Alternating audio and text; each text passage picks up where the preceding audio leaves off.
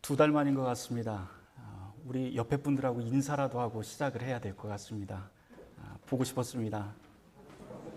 잘 오셨습니다. 공동예배에 참여하신 교우들을 이렇게 뵈니까 그저 기쁘고 감사할 뿐입니다. 이번 주일은 정말 모일 수 있을까 하는 기대로 한 주 한 주 보내다가 벌써 5월이 되었습니다. 주일마다 함께 모여서 말씀과 성찬을 나누고 점심에는 만난 애찬을 나누는 걸 당시에는 그게 얼마나 귀한지 모르고 그저 당연한 걸로 알고 있었습니다.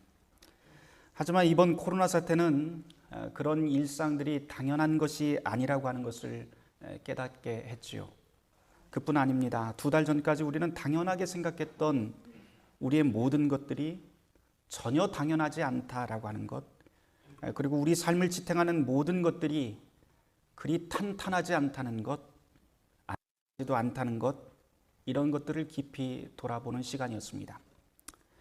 아무리 반가워도 악수를 해도 되는 건지, 식당과 공원에 나가도 되는 건지, 여행은 가도 되는 건지부터 시작해서 국가는 도대체 무엇인지, 선진국은 도대체 어떤 기준인지, 그리고 지금 이 사회는 과연 견고한 것인지, 우리 아이들의 미래는 과연 어떤 것인지, 이 모든 것들을 우리는 걱정하기 시작했습니다. 교회도 마찬가지죠.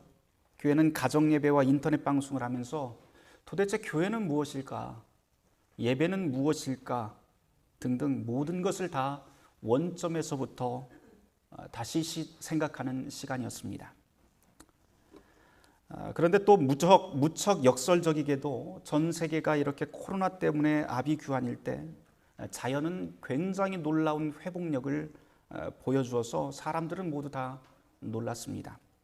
예년 같으면 지금 황사 그리고 미세먼지로 씨름하고 있을 계절인데 공기는 한 번도 경험해보지 못했던 것처럼 이렇게 깨끗해졌고, 산과 들 그리고 강과 바다에서는 사라졌다고 하던 동식물들이 활력을 얻고 되돌아오고 있다는 소식을 이곳저곳에서 듣고 있습니다. 그러면서 또 이런 생각도 해봐요. 우리 인간이 지구를 망치는 바이러스는 아닐까라고 하는 생각도 좀 해보게 됩니다. 이런 성찰들을 통해서 우리가 깊이 돌아보면서 우리가 함께 생명을 나눠야 될 이웃은, 이제껏 우리는 사람이 우리의 이웃이라고만 생각을 했는데 이제는 사람뿐만 아니라 우리가 살고 있는 이 자연세계도 역시 하나님이 만드신 이 창조세계까지 우리의 이웃이다라고 하는 것을 깨닫게 됩니다.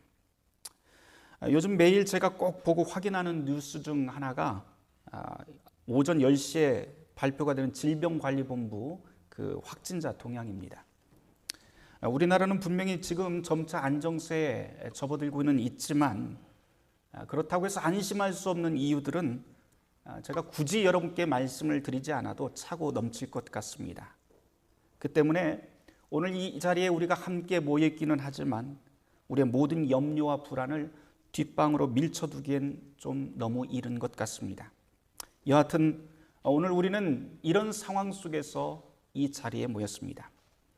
오랜만에 교우들을 만날 수 있고 예배 자리에 나올 수 있다고 하는 그런 기쁘고 반가운 마음도 있지만, 또 한켠에는 악수하는 것조차 다 어색해져 버린 탓에 해소되지 않은 그런 불안도 공존합니다.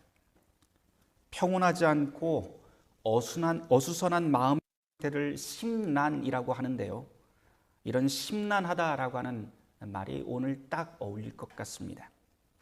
이렇게 심란한 우리가 오늘 맞게 된 주일은 부활절 넷째 주일입니다. 그런데 이 부활절 넷째 주일을 전통적으로 또 다른 이름으로 부르고는 하는데 선한 목자 주일이라고도 그렇게 부릅니다. 길도 잘 잃어버리고 늘 위험에 놓여 사는 그 양들을 푸른 초장으로 안전하게 인도하시는 그 주님의 복음을 듣는 날이 바로 부활절 넷째 주일, 바로 오늘입니다. 바라기는 오늘 이 시간에 이 선한 목자 되시는 주님의 위로와 평강이 이 자리에 있는 저와 여러분 모두에게 함께 하시길 주님의 이름으로 축원합니다. 우리가 오늘 함께 묵상할 교회력 복음서 말씀 요한복음 10장의 말씀입니다. 요한복음 10장의 말씀 속에서 예수님은 당신을 양의 문지기, 선한 목자라고 비유를 하고 또 당신을 따르는 모든 백성들을 양으로 그렇게 비유하고 있습니다. 이 요한복음 10장에서 주님께서 전하고 싶어 하는 그 메시지는 아주 간단 명료합니다.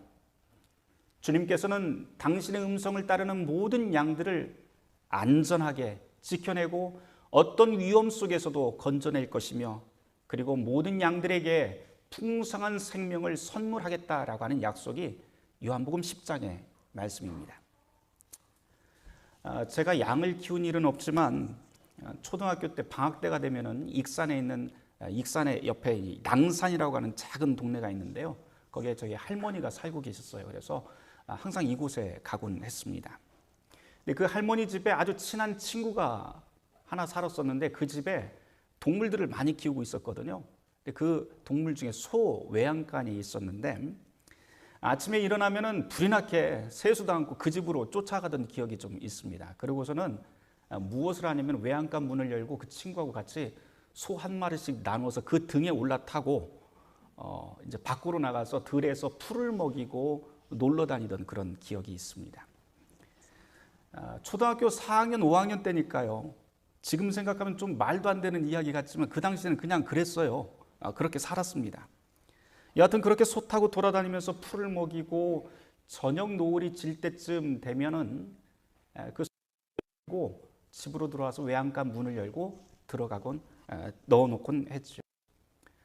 지금 생각하면 무척 위험할 것 같은데 제 친구가 워워 한다든지 아니면 꼭 사람에게 이야기하듯이 이야기를 하면 뭐라고 몇 마디 하면 이 소들이 사람 말 알아듣듯이 굉장히 말을 잘 듣던 게 참 신기하구나라고 생각하던 그 어린 시절이 있었습니다. 동물들도 그렇게 자신의 목소리를 잘 알아듣고 따릅니다. 오늘 요한복음에서 주님께서 들려주시는 이 목자와 양의 이야기가 바로 그것인데요. 다만 여기 나와 있는 목동들은 조금 다른 것은 목동들과 제가 방금 말씀드린 그 소 이야기와 조금 다른 것은 이 목동들은 한 마을에 공동으로 관리하는 양우리가 있었다라고 하는 점입니다. 그래서 낮에는 목자들이 자기 양들을 데리고 들에 나가서 풀을 먹이고 저녁이 되면 다시 돌아와서 다른 목동들 그 양과 함께 그 큰 우리의 양들을 다 집어넣게 됩니다. 마을에서 공동으로 운영되는 양우리이다 보니까 낮 동안 풀을 먹였던 목자들은 집에 들어가서 쉬어야 되고 그 우리를 지키는 문지기가 꼭 필요하게 됩니다. 그리고 이 문지기가 하는 일은 밤새 동안 양을 지키고 아침이 되면 양의 그 양우리의 문을 연 다음에 목자들이 오면 자기 양을 데려갈 수 있도록 그렇게 인도하는 역할을 하면서 이게 진짜 동네 목자가 맞는지 그거 확인하는 일만 하게 됩니다. 신분이 확실한 목자는 몰래 갈 필요가 없고 담을 넘을 필요도 없는 것이죠. 혹여라도 그렇게 담을 넘는 사람이 있다면 그 사람은 강도가 분명합니다. 이게 바로 오늘 우리가 함께 읽은 요한복음 10장 1절, 2절 말씀 내용입니다. 이 요한복음 10장의 말씀으로 우리가 참 많은 이야기를 할 수 있을 것 같습니다. 예를 들어서 요한복음 10장의 이 본문 말씀은 독립적인 그런 한 장이 아니라 사실은 9장 말씀과 계속해서 이어지는 말씀이거든요. 거기에 보면 예수님께서 시각장애인을 고쳐주신 다음에 거기에서 그 장면을 보고 있던 바리새인들과 논쟁하는 그런 내용이 펼쳐지게 됩니다. 그래서 이 10장 말씀을 바리새인들을 나무라는 그러한 말씀으로도 들을 수 있고 아니면 당시 권력가라든지 종교 지도자들을 비판하는 그러한 내용으로도 읽을 수가 있고요. 또 다른 식으로 읽는다면 주님께서 이러한 일 때문에 나중에 십자가 사건으로 몰리게 됩니다. 그래서 십자가 사건의 전조로서 이 요한복음 10장을 읽어내려갈 수도 있을 것 같습니다. 하지만 오늘 제가 주일을 준비하면서 여러분과 함께 나누고 싶은 그런 구절은 다른 내용이 아니고 요한복음 10장 3절에서부터 5절 말씀입니다. 거기 보면 이런 내용이 있어요. 문지기가 목자들을 위해서 아침에 문을 엽니다. 그때 양들이 몰려 나오게 되는데 양들이 자기 주인의 목소리를 듣고 따른다라고 하는 것, 그리고 타인의 음성이 들리면 도망간다라고 하는 그 구절이 나옵니다. 이 짧은 구절이 오늘 부활절 넷째 주일에 우리가 함께 깊게 묵상할 만한 그러한 구절을 제공합니다. 여러분 한번 상상해 보시길 바랍니다. 이스라엘의 작은 마을에서 동이 트고 있어요. 양우리 문이 열리고 그 문으로 목자들이 들어와서 자기 양을 부르기 시작합니다. 어떤 목자는 휘파람을 불기도 하고, 또 어떤 목자는 손바닥을 치기도 하고, 어떤 목자는 지팡이로 땅을 툭툭 치면서 가자라고 하면서 소리를 지르기도 합니다. 그러자 한데 모였던 양들이 문으로, 하나의 문으로 다 나와서 자기 목자의 음성을 따라서 들판으로 다 나가게 됩니다. 지금 제가 말씀드린 이 모습은 실제로 1세기, 다시 말해서 예수님께서 살아계시던 그 당시 그 고을에서 팔레스틴 목동들의 아침 일상의 경관입니다. 이제 이런 경관을 머릿속에 두시고 오늘 주님의 말씀을 다시 한번 들어보시기를 바랍니다. 주님께서 푸른 초장으로 양들을 인도한다고 하시는데 잘 읽어보시면 양들에게 조건을 걸지를 않습니다. 너 좀 착하게 굴면 내가 초장으로 데려갈 거야. 딴짓하지 않고 있으면 데려갈 거야. 뭐 요즘 말로 하면 너 공부 잘하면 데려갈 거야. 뭐 이런 식으로 조건을 걸지를 않습니다. 그저 주님이 자기의 양들을 초장으로 인도하는 이유는 이 양들이 내 양들이다 라고 하는 것밖에는 없습니다. 그것뿐이죠. 그리고 양들은 자기 주인의 목소리이기 때문에 따라 나섭니다. 매우 자연스럽게 말입니다. 그것이 절벽이든 물이 없는 곳이든 늑대가 있는 곳이든 양들은 걱정하거나 불안하지 않고 투덜댈 필요도 없이 목자의 음성만 뒤따라 갑니다. 왜냐하면 목자의 일은 자기 양들에게 풍성한 생명과 그 꼴을 먹이는 것이기 때문에 양들은 완전히 신뢰하고 자기 목자의 뒤를 따라가게 됩니다. 예수님은 그렇게 하시면서 당신 자신이 바로 선한 목자, 착한 목자라고 설명해 주십니다. 그리고는 그 음성에 집중하고 따라오는 모든 양들은 바로 내가 생명을 주겠다라고 말씀을 하십니다. 오늘 말씀을 읽으면서 우리는 어떤지 한번 돌아보게 됩니다. 우리는 어떤가요? 우리 생명을 풍성히 주겠다고 하시는 이 주님의 음성에 집중하는 그러한 신앙의 생활을 하고 있는지요? 혹시 우리는 경건의 모습은 있는데 나의 생명을 위해서 말씀하시는 주님 대신 엉뚱한 곳에 귀를 기울이면서 살아가고 있는 것은 아닌지요? 푸른 초장으로 인도하는 주님 대신 엉뚱한 곳에 우리의 시선을 빼앗기며 눈과 마음과 귀를 빼앗기고 사는 것은 아닌지요? 오늘 말씀 속에서 양은 목자의 음성을 알기 때문에 타인을 따르지 않는다라고 하는 그 말씀을 다시 보게 됩니다. 양이 자기 목자의 음성 대신 엉뚱한 목자를 따라 나선다면 그것 참 심각한 일입니다. 좀 다른 이야기 하나 하려고 합니다. 혹시 여러분들 가위 눌려 보신 적 있으신가요? 대부분 다 가위 눌려 보신 경험은 있을 텐데 이유는 모르겠지만 제가 결혼하기 전에 가위에 습관적으로 잘 걸렸습니다. 잘 눌렸어요. 가위에 눌리면 딱 두 가지만 확실해지죠. 정신은 말짱한데 몸이 하나도 움직이질 않습니다. 게다가 더 무서운 것은 뭐냐면 공포가 지금 내 앞으로 막 다가오고 있다는 그 엄청난 공포가 자기를 엄습합니다. 이런 가위에 눌리면 그렇게 공포스러울 수가 없습니다. 그런데 이 가위에 자꾸 습관적으로 눌리다 보니까 가위에서 빠져나오는 방법을 스스로 터득을 했어요. 어떻게 하면 되냐면 가위 눌렸다 싶으면 온몸의 힘을 다 뽑아서 한 곳에 집중을 합니다. 그리고는 어떻게 해요?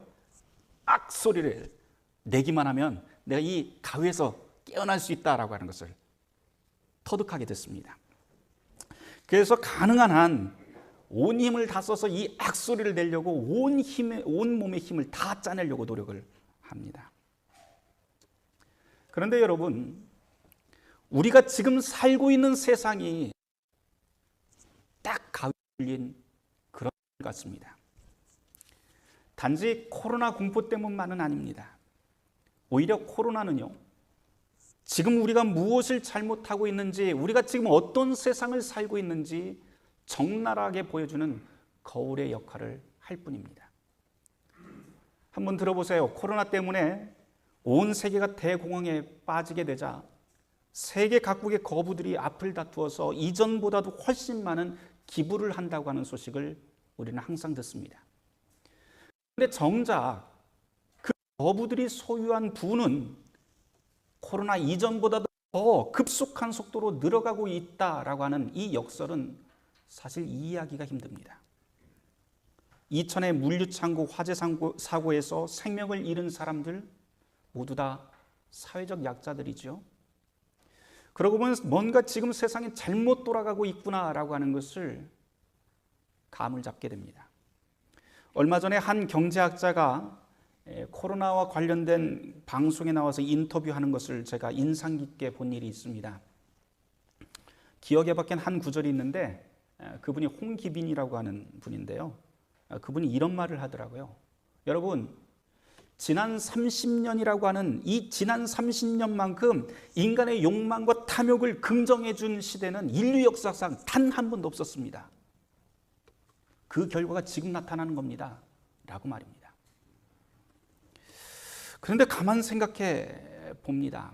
과연 인간의 탐욕과 욕망을 긍정해 준 시대가 인류 역사상 지금 한 번뿐이었는가라고 하는 겁니다. 역사를 한번 거슬러 올라가 봅니다. 여러분들 굴뚝법이라고 하는 말을 들어보신 적이 있는지 모르겠습니다. 이 굴뚝법이라고 하는 게 18세기 영국에서 산업혁명이 일어났을 때 공장이 여기저기서 막 만들어지게 됩니다. 그런데 공장이 만들어지는데 그 당시 재료가 무엇이었냐면 석탄이었죠. 그래서 공장마다 석탄을 마구 떼어서 공장을 돌리기 시작을 합니다. 그런데 이 석탄이라고 하는 것이 지금처럼 그렇게 질 좋은 석탄이 아니다 보니까 그을음이 너무 많이 생겨요. 그래서 정기적으로 이 굴뚝을 청소하지 않으면 굴뚝이 꽉 막혀서 공장 전체가 돌아가지 않는 일들이 생겨버리게 됩니다. 그럼 어떻게 해야 돼요? 청소부를 고용을 해서 그 굴뚝을 청소를 해야 되는데 당시 굴뚝들의 평균 지름이 47cm입니다. 47cm. 그러니까 높은 굴뚝을 청소하기가 어른들이 들어가서 청소를 할 수가 없습니다. 저 같은 어른은 들어갈래야 들어갈 수가 없습니다. 누가 들어가야 됩니까? 그러면은 누가 들어가서 그것을 청소를 해야 될까요? 당시 영국에서는요, 고아들과 불황아들을 잡아서 구빈원이라고 하는 것에 강제적으로 수용을 하게 되는데 거기 아이들이 하루 보통 16에서 18시간씩 노동을 했다고 그렇게 알려져 있습니다. 여러분들이 모르시는 것 같지만 다 알고 있는 내용이에요. 왜냐하면 여러분들 안델센 영화에서 성냥팔이 소녀 아시죠? 또 찰스 디킨스의 크리스마스 캐롤에 나오는 그 스크루지 영감 잘 아실 겁니다. 그 모든 것들이 그 동화들의 그 배경이 바로 이 구빈원을 배경으로 하고 있습니다. 모두 이런 구빈원 아이들의 처참한 일상이 이런 배경이 되는데 여하튼 그 구빈원에서 아이들을 골라서 청소부로, 굴뚝 청소부로 보내게 됩니다. 문제는 아이들이 굴뚝을 청소하다가 질식해서 나오지 못하고 죽거나 이런 일들이 다반사로 일어났다는 거예요. 더 문제는 뭐냐면 경우에 따라서는 그 당시 굴뚝들이 다 일자형 굴뚝이 아니었다고 그래요. 이렇게 구부러진 굴뚝도 있었고 뭐 이런데 이런 굴뚝에 아이가 들어갔다가 나오지를 못해서 거기에서 죽으면 다시 그 아이를 꺼내기 위해서 또 다른 아이가 또 들어가서 같이 죽습니다. 이런 일이 너무 다반사로 일어나요. 그것뿐만이 아니라 이 굴뚝에 들어갔던 굴뚝 청소부 아이들이 집단으로 똑같은 병에 걸리게 되는데 이 병이 도대체 무엇인가 하고 있다가 한 의사가 이것을 발견하게 됩니다. 다 똑같은 병이구나. 근데 그게 세계 최초의 직업병이라고 불리는 고환암입니다. 그래서 이 문제를 해결하기 위해서 영국 의회에서 국정감사를 실시하게 되고요. 그런 다음에 이렇게 해서는 안 된다라고 하는 결정을 내리게 됩니다. 그러면서 마침내 영국 의회에서 법안을 하나 만들게 되는데 그게 바로 굴뚝법입니다. 이 법의 골자는 무엇인고 하니 8세 이하의 어린이는 굴뚝 청소부로 고용하면 안 된다라고 하는 겁니다. 8세 이하의 아이들을 굴뚝 청소부로 고용하는 것을 금지한다라고 하는 것인데 이게 바로 1788년 세계 최초의 노동안전법입니다. 18세기 아이들, 특히 부모가 없는 아이들이 사람 취급을 받지 못했던 것이지요.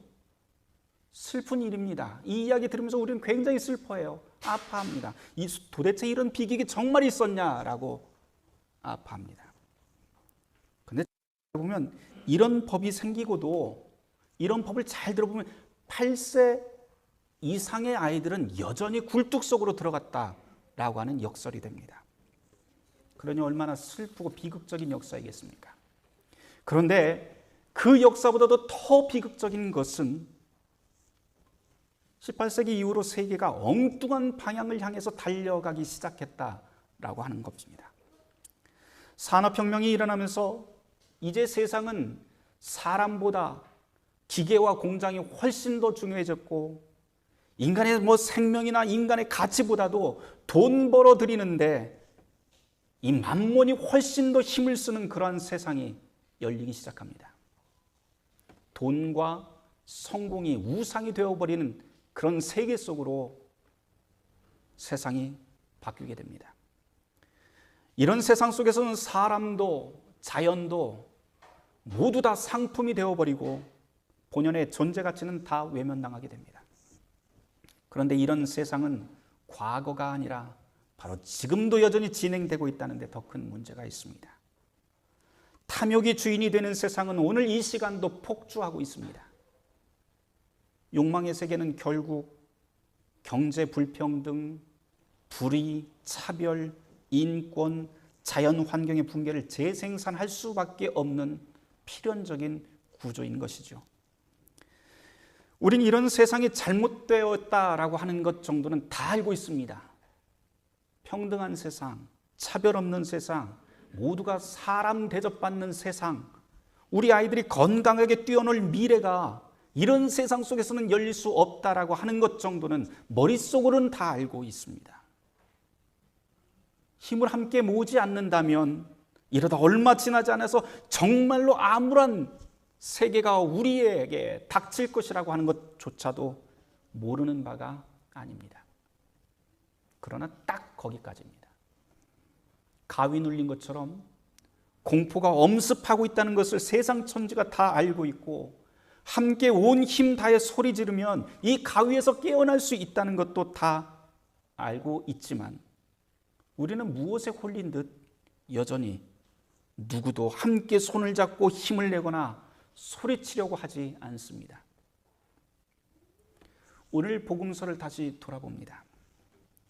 목자는 자기 양을 알고 양은 자기 목자의 음성을 알고 그 뒤를 따른다라고 합니다. 주님께서 우리에게 들려주고 우리를 인도하는 그 세상은 과연 어떤 곳인가요? 강도요, 절도인, 욕망의 음성에 집중하고 귀 기울이는 세상입니까? 그렇지 않지요. 주님께서 우리에게 들려주시고 우리를 인도하시는 그 세상은 자기 자신을 비워내는 세상, 이웃을 살리는 세상, 생명을 풍성하게 만드는 세상입니다. 그리고 선한 되신 주님께서는 당신의 음성을 듣고 따라오는 모든 양들이 바로 그 하나님의 나라에 들어가기까지 당신의 목숨도 아끼지 않고 지키고 보호하며 인도해내겠다고 하는 것을 십자가 사건을 통해서 보여주셨습니다. 사랑하는 성도 여러분, 말씀을 맺겠습니다. 바라기는 강도의 음성, 욕망에 따라가는 그런 음성이 아니라 구원의 문이요 양의 문이시며 선한 목자 되신 그리스도의 음성에 발맞추어 나아가는 복된 양들이 되시길 주님의 이름으로 축원합니다. 모든 지각에 뛰어난 하나님의 평강이 그리스도 예수 안에서 너희의 마음과 생각을 지키시리라.